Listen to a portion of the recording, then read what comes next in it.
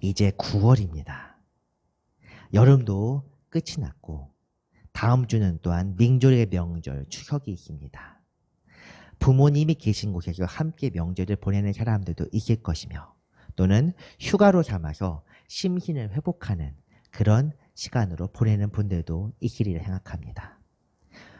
어떤 방법으로 명절을 보내든 하나님의 은혜가 명절 중에 그리고 지금 이 시간에 우리와 또한 가정에 함께 하시기를 바랍니다. 성령 강림 후 두 번째 주부터 시작된 히브리서 강의 이제 12번째 시간입니다. 특별한 절기 때에는 그 해당 주제를 설교할 것이기 때문에 지금 속도대로라면 어쩌면 올해를 넘길지도 모르겠습니다. 어쨌든 주님께서 주시는 지혜대로 계속 진행할 계획이오니 성도 여러분께서 그에 따라주시며 말씀 중에 하나님의 은혜가 온전히 임하시기를 바라며 오늘 말씀으로 들어가겠습니다. 지난 시간 우리는 예수 그리스도와 비견되는 한 사람의 대제사장을 보았습니다. 그 사람의 이름은 바로 멜기세덱입니다. 이 사람은 족장시대 아브라함 때에 승리하고 돌아왔던 아브라함에게 축복했던 사람입니다. 왕이면서 제사장이요. 유래와 역사의 기록이 없으므로 알려진 바가 전혀 없는 사람. 히브리서에서는 이 사람을 영원한 대제사장으로 묘사하면서 예수 그리스도와 비교하고 있습니다. 지난 시간 말씀은 히브리서 7장 3절 말씀입니다. 아버지도 없고 어머니도 없고 족보도 없고 시작한 날도 없고 생명의 끝도 없어 하나님의 아들과 닮아서 항상 제사장으로 있느니라. 아멘. 이 말씀에서 중요한 것은 아브라함이 멜기세덱을 존중하여 11조를 드렸다는 것, 그리고 멜기세덱이 아브라함보다 더 높은 위치에 서서 그를 축복했다는 그 점입니다. 그는 이스라엘의 조상이 아브라함보다 더욱 고귀하고 높은 사람이었습니다. 단순히 왕이면서 제사장이기 때문에 뿐 아니라 아브라함이 그를 인정하고 존중했다는 것이 중요합니다. 그는 율법 위에 있는 사람으로 레위의 족보에 들지 않는 하나님이 직접 임명한 제사장입니다. 이 내용을 다시 한번 상기하면서 오늘 본문으로 이제 시작하겠습니다. 오늘 말씀은 다시 시편 110편에 나와 있는 그 내용으로 돌아갑니다. 히브리서 5장 10절에 언급된 말씀, 멜기세덱의 반차를 따른 제사장에 관한 내용이 언급되고 있습니다. 11절부터입니다. 레위 계통의 제사 직분으로 말미암아 온전함을 얻을 수 있었으면 가로 생략합니다. 어찌하여 아론의 반차를 따르지 않고 멜기세덱의 반차를 따르는 다른 한 제사장을 세울 필요가 있느냐? 제사 직분이 바꾸어졌은즉 율법도 반드시 바꾸어지리니 이것은 한 사람도 제단 일을 받들지 않는 다른 지파에 속한 자를 가리켜 말한 것이라. 아멘. 히브리 사회에서 제사장은 혈통을 통해 이루어지는 종교 지도자들입니다. 역대기 내용에 보면 레위의 세 아들인 게르손, 그핫, 그리고 므라리의 자손들이 각각 어떤 일을 맡고 어떤 일을 하게 되는지에 대해서 구체적으로 묘사가 되어 있습니다. 제사장은 어떤 사람입니까? 레위 지파, 그 중에서도 그핫 자손, 특별히 그핫 중에서도 아므람, 아론의 자손들만이 얻을 수 있는 것이 바로 제사장 직분입니다. 아론의 아들들 네 아들 중에서 특별히 두 아들, 살아남은 두 아들인 엘르아살과 이다말의 후예들만이 바로 제사장이 될 수 있었습니다. 그런 특별한 사람들, 유대에서는 왕과 마찬가지로 혈통에 따른 절대적인 사람들입니다. 종교에 관한 한 가장 위대한 권위를 받은 그런 사람들이 바로 제사장들입니다. 문제는 오늘 그 말씀이 제사장에 대해서 전면 부정하고 있다는 사실입니다. 우리가 읽은 말씀, 오늘 히브리서 말씀은 율법의 체계가 완전하지 않기 때문에 새로운 제사장이 필요하다는 것을 천명하고 있습니다. 나아가 온전하지 않은 제사장 직분과 함께 율법도 변해야 한다. 율법이 바뀌어야 한다. 이렇게 말씀하고 있습니다. 율법이 무엇입니까? 율법에 대해서 성경에서 참 많이 언급되고 있습니다. 율법을 검색하면 성경에 100번이 넘는 횟수가 나오는데 율법은 말씀을 듣고 지키는 사람에게 생명을 주는 말씀입니다. 그 법과 규례, 하나님의 거룩한 법, 하나님께서 인간에게 주신 유일한 법문입니다.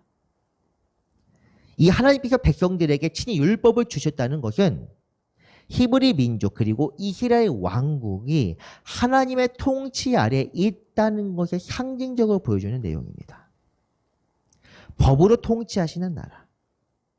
하나님께서 직접 법을 통하여 사람을 심판하는 그런 나라.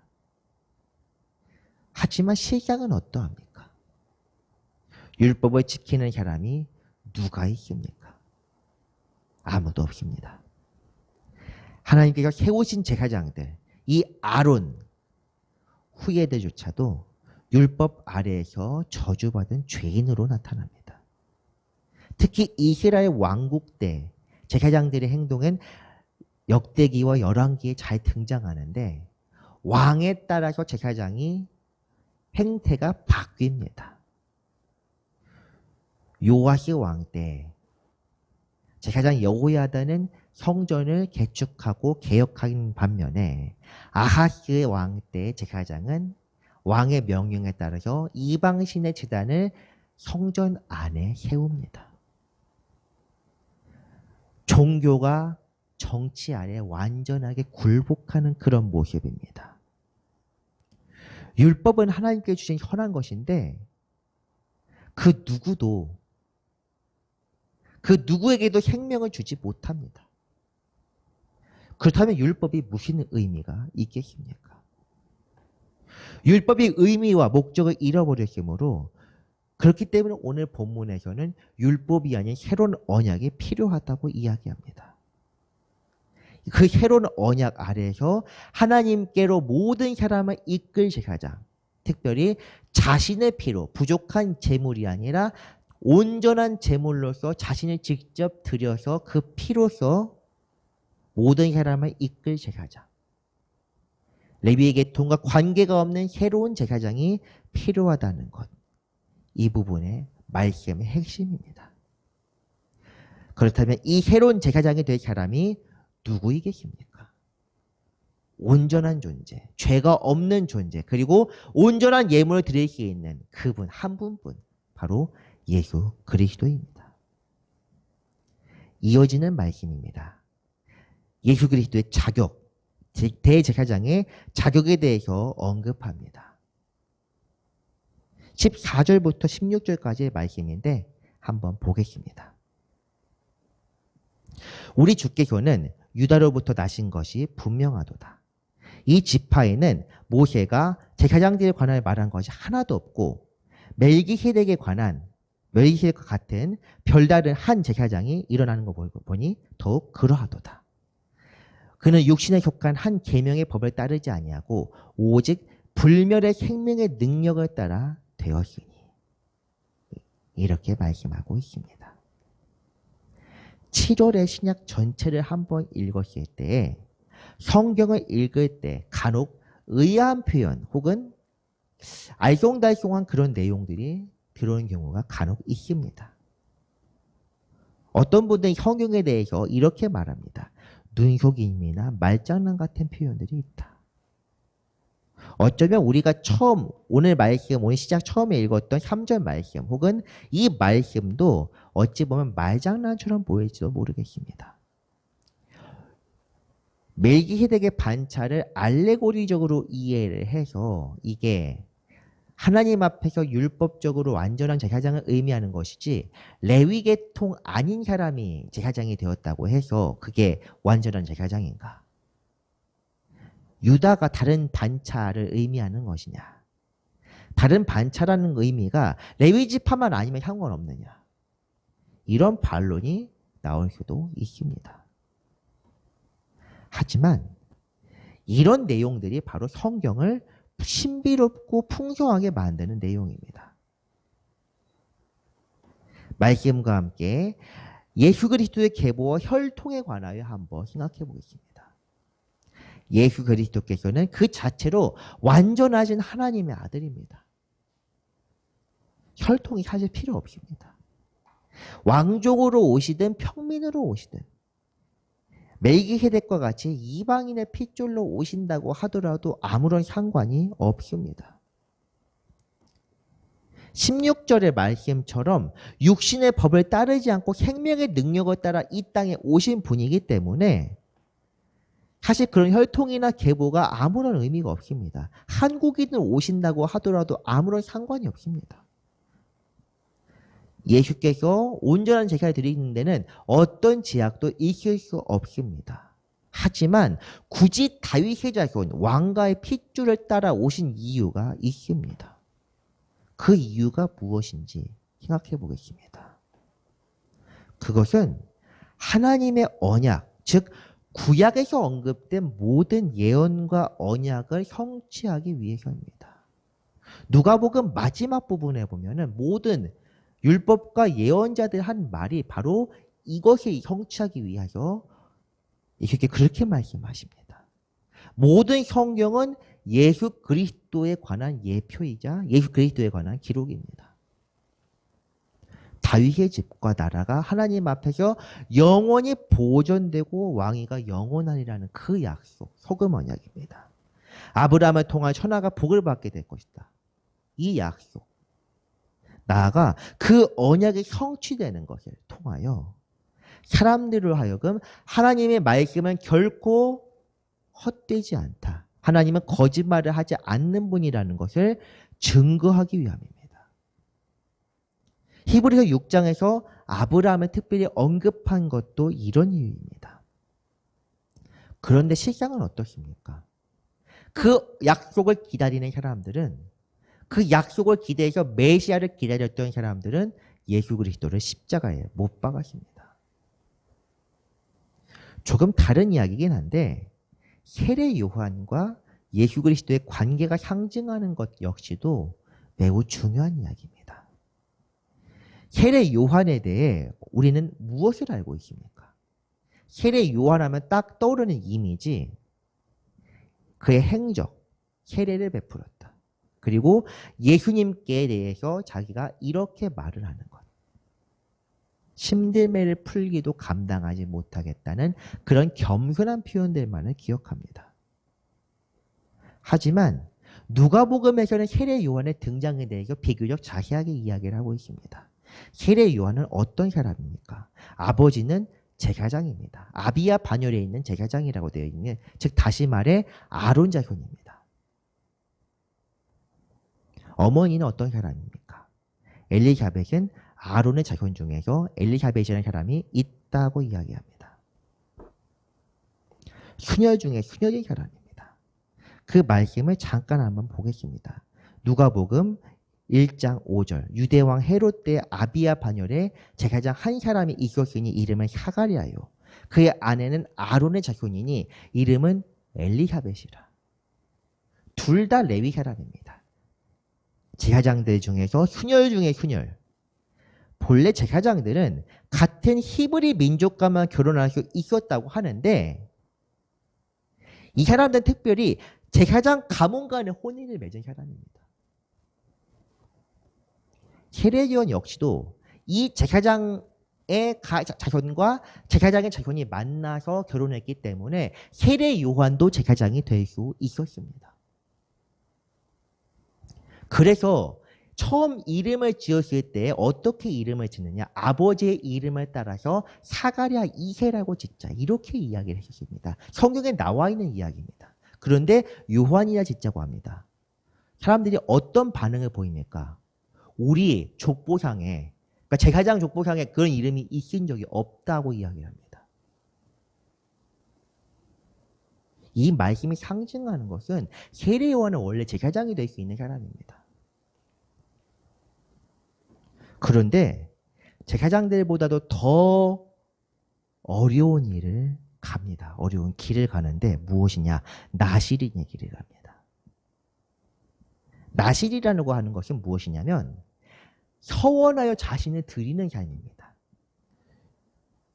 보통 나실은 일정한 기간 동안 자신을 금식 혹은 자기의 모든 욕망이나 이런 것들을 절제하며 머리를 깎지 않고 포도주나 독주를 마시지 않고 구별된 삶을 살아가는 것. 처음부터 나시인으로 삼았던 사람은 삼손이라는 사람이 있는데 삼손은 나시인이라고 하기에는 너무 사실 부적절한 사람입니다. 그런데 세례 요한은 나시인으로 살았습니다. 광야에서 살면서 하나님의 말씀을 전하면서 평생 동안 술을 마시지 않고 구별되고 절제된 삶을 살았습니다. 이것을 보면 무엇을 알 수 있느냐? 세례 요한은 율법을 대표하는 사람입니다.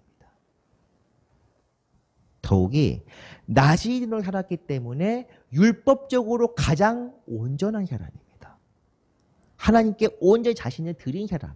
제사장들도 보통 하나님께 자신을 드리지만 나시인처럼 거룩하게 살지는 못하기 때문에 세례 요한처럼 온전한 사람은 없습니다. 그래서 예수님께서는 세례 요한에 대해서 이렇게 말씀하십니다. 내가 진실로 너희에게 말하노니 여자가 낳은 자 중에 세례 요한보다 큰 이가 일어남이 없도다. 이 말씀이 이상한 게 아닙니다. 자기 사촌 혹은 육촌인지 모르겠지만 그렇기 때문에 특별히 더 높이 세워준 것이 아닙니다.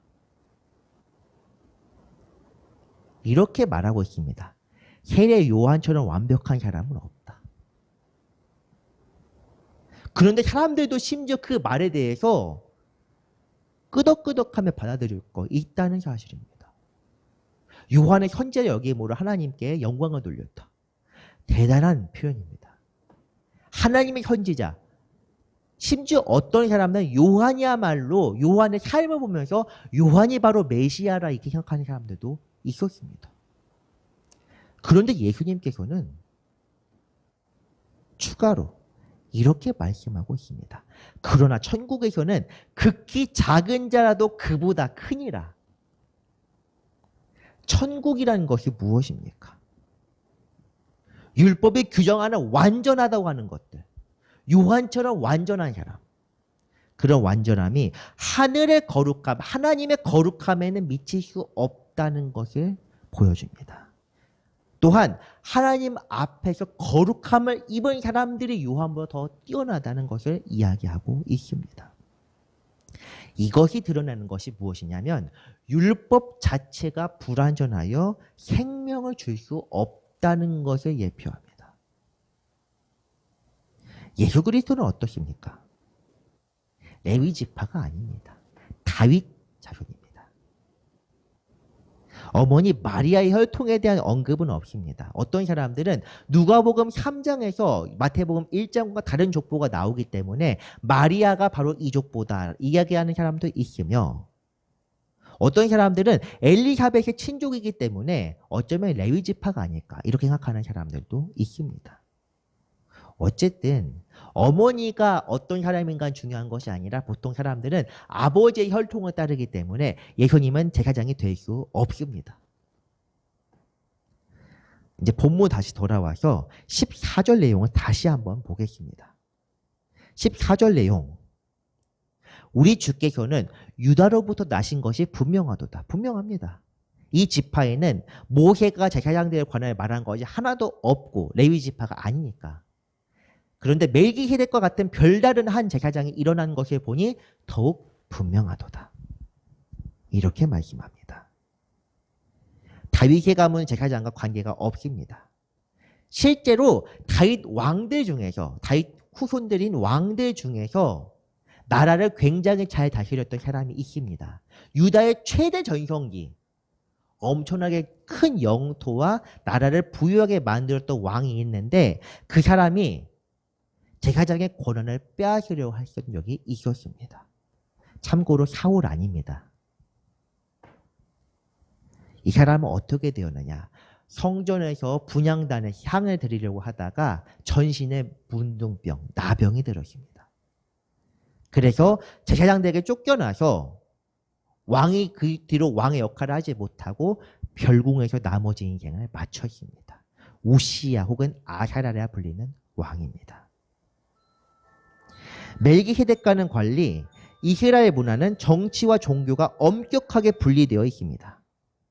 그것을 어긴 이스라엘 왕국은 유다 왕국보다 먼저 멸망했습니다. 이것이 상징하는 것이 무엇이겠습니까? 율법에 따른 제사장이 아닌 다른 제사장을 세워야 한다는 것. 그것은 율법을 버리고 새로운 언약을 세워야 함을 의미합니다. 이것은 예수 그리스도를 통하여 복음을 통해 믿음으로써 구원을 얻는 새로운 언약입니다. 예수 그리스도의 대제사장 되심은 이처럼 중요한 상징적인 내용을 담고 있습니다. 이와 같이 대제사장이 되신 분, 그분이 바로 예수 그리스도입니다. 본문은 다시 한번 시편 110편 말씀으로 돌아가는데 17절 이하의 내용을 읽기 전에 한번 110편 원문이 어떻게 되었는지 한번 보겠습니다. 여호와는 맹세하고 변하지 아니하시리라. 이르시기를 너는 멜기세덱의 서유를 따라 영원한 제사장이라 하셨도다. 아멘. 시편 110편 여호와 하나님 그분의 오른편에 선 주님이란 존재에 대해서 묘사하는 다윗의 시입니다. 1차적으로는 이 내용은 하나님의 택함을 받은 왕 그리고 궁극적으로는 하나님의 통치 아래에 있을 그분의 아들 예수 그리스도를 연상하게 하는 그런 시입니다.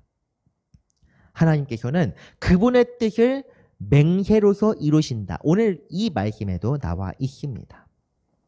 최초에는 아브라함의 언약 때의 맹세로서 이루셨으며 다윗 왕가를 통한 소금 언약 때에도 하나님의 완전한 이름으로 맹세하셨습니다. 그것이 우리 지난 시간에 읽었던 말씀이기도 합니다. 이 맹세에 대해서도 잠깐 이야기하자면 하나님께서 언약을 위해 맹세하신 것은 두 번밖에 없습니다. 아브라함 그리고 다윗. 그런데 맹세라는 것을 검색을 해보면 맹세가 참 많이 등장합니다. 이것은 사람들이 하나님의 이름을 걸고 한 맹세만이 아닙니다. 하나님께서도 맹세 많이 하십니다. 엄청 많이 남발하실 정도로 하는데 언제 하시는지 아십니까? 제일 많이 나오는 성경 두 군데 있습니다. 분량이 많으니까 많이 나오겠지만 어떤 데서는 한 장에서도 여러 번 나옵니다. 예레미야랑 에스겔입니다. 그렇습니다. 예언서에 언급된다는 것이 무엇이 의미하느냐? 심판의 말씀입니다. 그리고 회복의 말씀입니다. 내가 나의 거룩한 이름을 두고 맹세하노니 내가 내 이름과 내 삶을 두고 맹세하노니 하나님께 직접 말씀하십니다. 반드시 망한다. 그 다음에 그런 말씀입니다. 내가 너희를 반드시 기억하리라. 이때에도 맹세를 사용합니다. 하나님께서 맹세를 사용하시는 것은 하나님의 뜻을 이루는 데 사용하십니다. 그렇기 때문에 언약의 그 약속할 때 맹세로 약속하셨다는 것이 굉장히 중요한 의미를 담고 있습니다.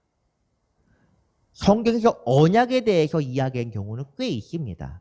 율법에 나와 있는 내용들도 언약인데 그때는 하나님께서 맹세로서 말씀하시지는 않습니다. 맹세는 단 두 번뿐입니다. 이전에도 지난 시간에 맹세에 대해서 말씀을 같이 나누었지만 우리가 이 맹세에 대해서 기억할 것은 사실 하나입니다. 무엇이냐면 하나님께서 맹세하신 것은 결코 변하거나 사라지지 않고 반드시 이루어진다는 것입니다. 그 맹세가 무엇입니까? 악한 자들을 멸망시키고 심판하신다는 것. 믿는 자들을 구원하시고 보호하신다는 것. 이것이 예언서에 등장하는 맹세. 하나님께서 반드시 이루겠다고 하는 그 내용입니다.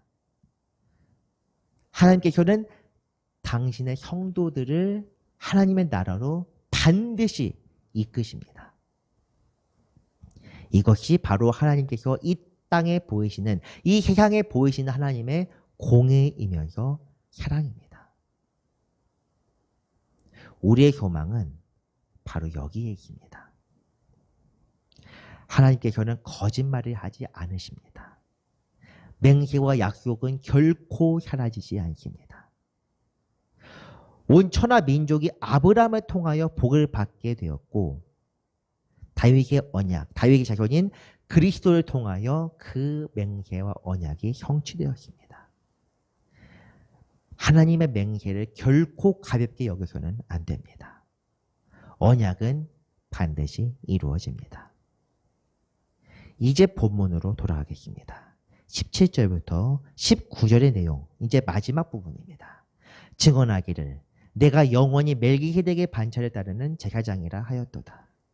전에 있던 계명은 연약하고 무익함으로 패하고 걸어 생략합니다. 이에 더 좋은 소망이 생기니 이것으로 우리가 하나님께 가까이 가느니라. 아멘. 17절 내용은 110편 4절 말씀을 다시 한번 인용한 것입니다. 중요한 건 18절부터 19절까지의 내용입니다. 전에 있던 계명이 연약하고 무익하다는 것은 율법을 통해 인류가 하나님께 나아가지 못하였다는 것을 의미합니다. 율법이 충분한 효력을 발휘했었다면 예수 그리스도께서 오실 필요가 없습니다. 그렇게 되면 세례 요한이야말로 완전한 선지자이자 메시아가 될 것이었습니다. 하지만 율법은 죄를 드러나게 할 뿐이며 그것을 온전히 따를 수 있는 사람도 한 명도 없습니다. 의인은 없나니 하나도 없으며 깨닫는 자도 없고 하나님을 찾는 자도 없고 다 치우쳐 함께 무익하게 될 뿐이라. 바로 그것이 인간이 갖게 된 태생적인 한계입니다. 율법의 가치는 무엇입니까? 의를 드러나게 하는 데에 있습니다. 율법을 통하여, 율법은 하나님의 의를 말씀하기 때문에 율법을 통하여 하나님의 의가 드러납니다. 보통 법이나 규범 자체가 그러한데 옳음과 옳지 않음, 무엇을 해야만 한다, 무엇을 하면 안 된다, 이것을 규정하는 것이 바로 법입니다. 율법이 진노하심을 이룬다고 말씀하는 성경 말씀 또한 이런 의미입니다. 인간이 악하기 때문에 스스로 선을 행할 능력이 없기 때문에 율법을 통해 인간에 드러나는 것은 무언가를 해서 선을 이루는 것이 아니라 하지 않을 것을 해서 죄에 빠지는 것밖에 없습니다.